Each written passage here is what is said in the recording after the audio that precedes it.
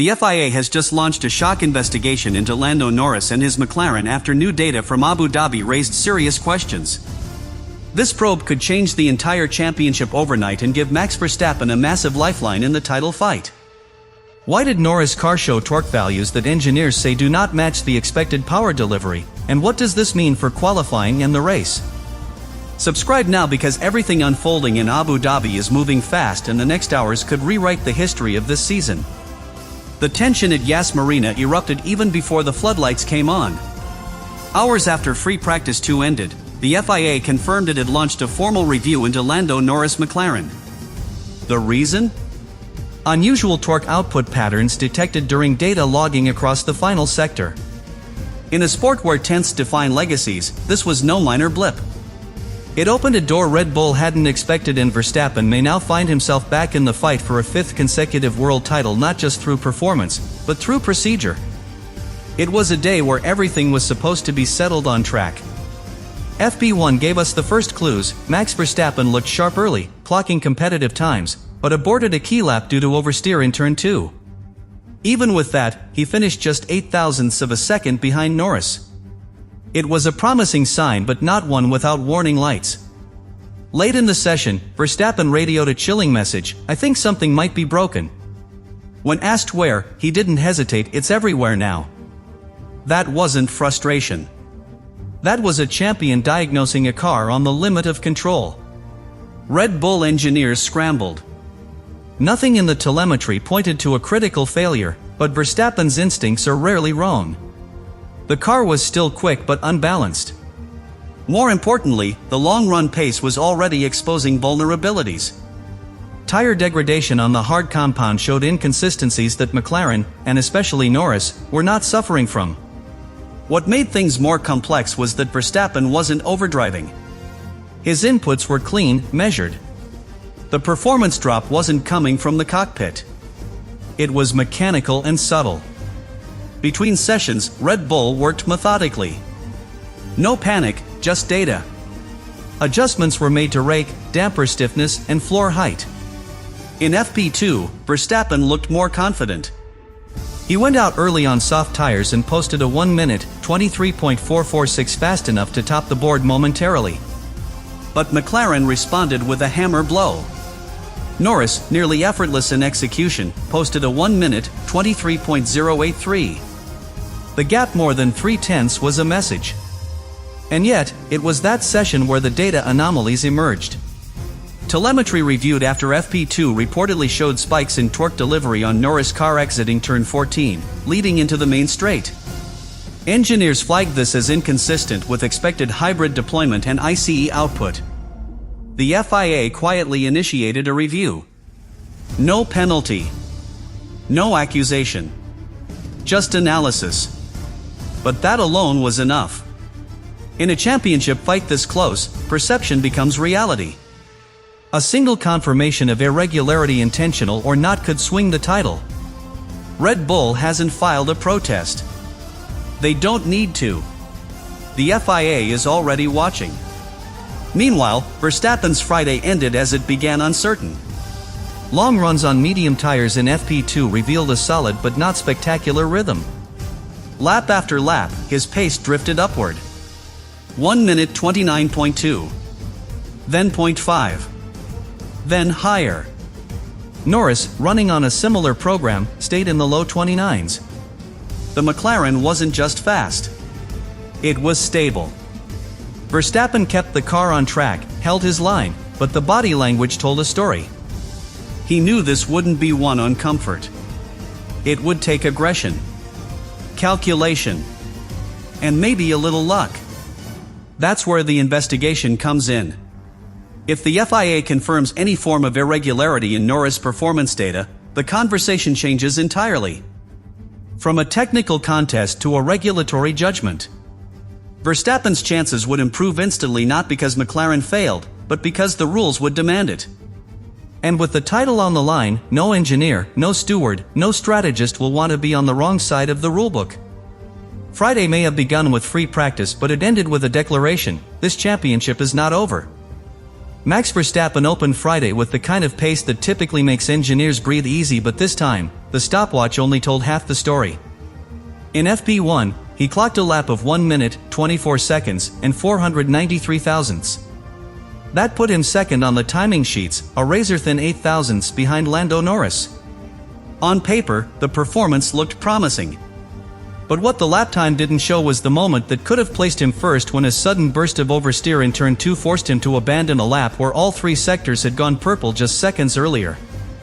What followed wasn't a throwaway comment. Verstappen came on the radio and delivered one of the most telling remarks of the season: "I think something might be broken." Not a sensor glitch. Not a balance complaint. Broken. That single word set Red Bull's garage into immediate triage mode. Verstappen wasn't panicking, his voice was controlled, but unmistakably serious.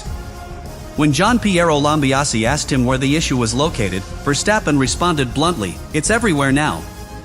Engineers began scanning the data, looking for inconsistencies across suspension loads, chassis torsion, and hybrid deployment. Nothing spiked.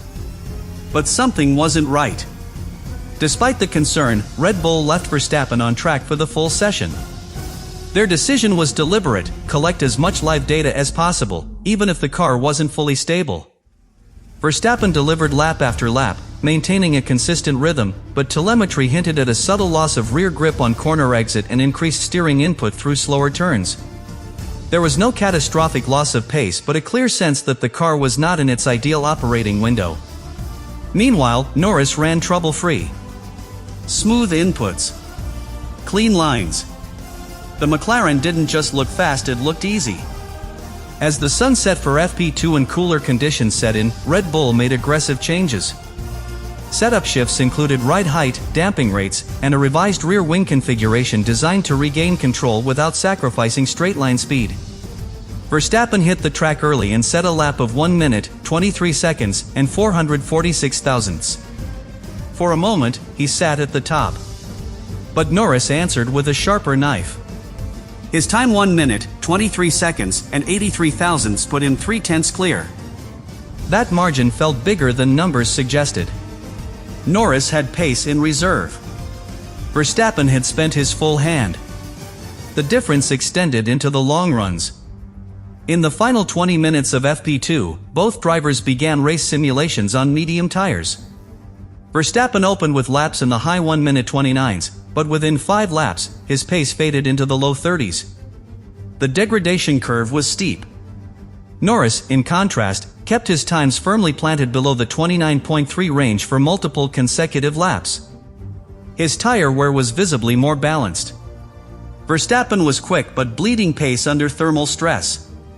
The RB21, as has been the case since Qatar, showed a narrow operating window and high punishment for minor imbalances.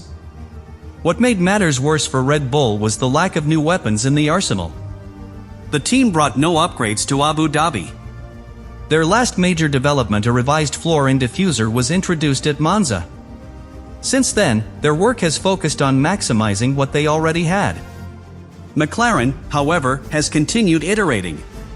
Small, precise changes to floor edge design, energy deployment mapping, and heat extraction have made the MCL39 be increasingly versatile. Norris' car looked unshakable under braking, composed in direction change, and clean in acceleration. Verstappen, by contrast, was visibly fighting the car on corner exits, particularly in the hotel section. Throughout both sessions, Verstappen's radio traffic revealed a sharp mind managing a blunt instrument. He asked for differential tweaks, shift point adjustments, and brake balance alterations, but nothing fundamentally shifted the handling profile. The message was clear: Red Bull was close, but not close enough. And with Norris holding track position and confidence, Verstappen was running out of margins. It wasn't a crisis, but it was a warning. If no breakthrough came overnight, the title fight could be mathematically alive and yet practically out of reach. Red Bull's current dilemma is rooted not in raw pace, but in how brutally precise the RB21 must be to function. The car is capable of winning anywhere, but only if every element, from brake migration to rear ride height, aligns perfectly. The floor operates best within a strict boundary of aerodynamic pressure. The balance between front and rear load can be thrown off by half a degree of wing angle or 5 mm of suspension travel. That's why Verstappen's comment, "It's everywhere now," was not emotional. It was diagnostic. A driver who knows exactly when his car has slipped out of its optimal window. The RB21 is still an aerodynamic benchmark in certain areas. On the straights of Sector 2, Verstappen holds a clear top speed advantage, courtesy of Red Bull's low drag efficiency and compact rear wing profile. This gives him the edge under DRS activation and in overtaking scenarios if he can stay close enough. But that advantage disappears in Sector 3.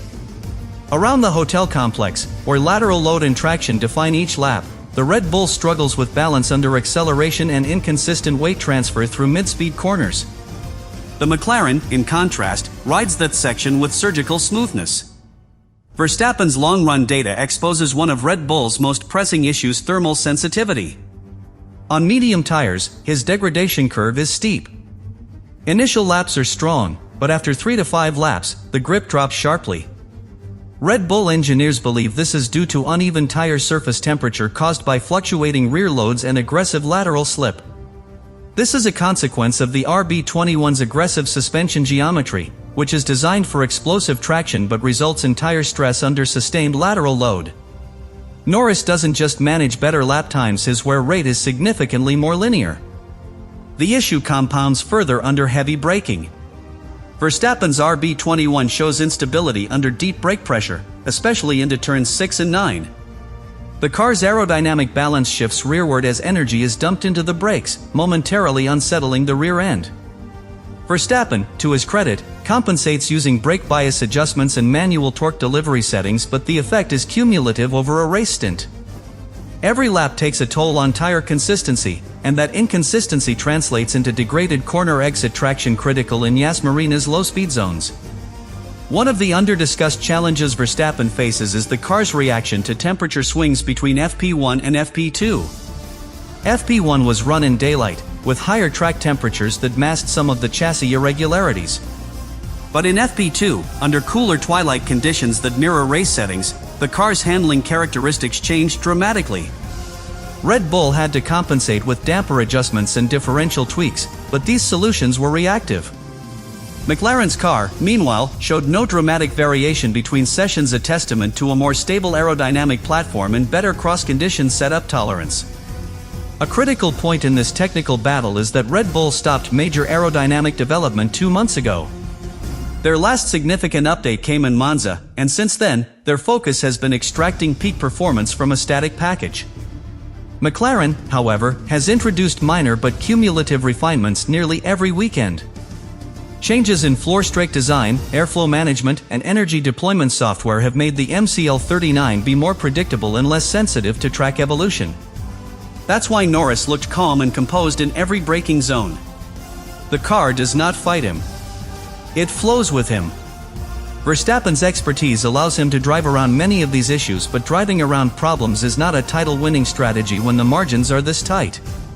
Every corrective steering input, every throttle hesitation, every momentary imbalance costs time. And over 58 laps on Sunday, those fractions add up. Verstappen knows this. His radio calls reflect a driver aware of the gap not just in lap time, but in mechanical confidence. To beat Norris now, he will need the perfect setup, zero margin for error, and a car that stays within that narrow window from lap 1 to lap 58. Anything less and the title slips away.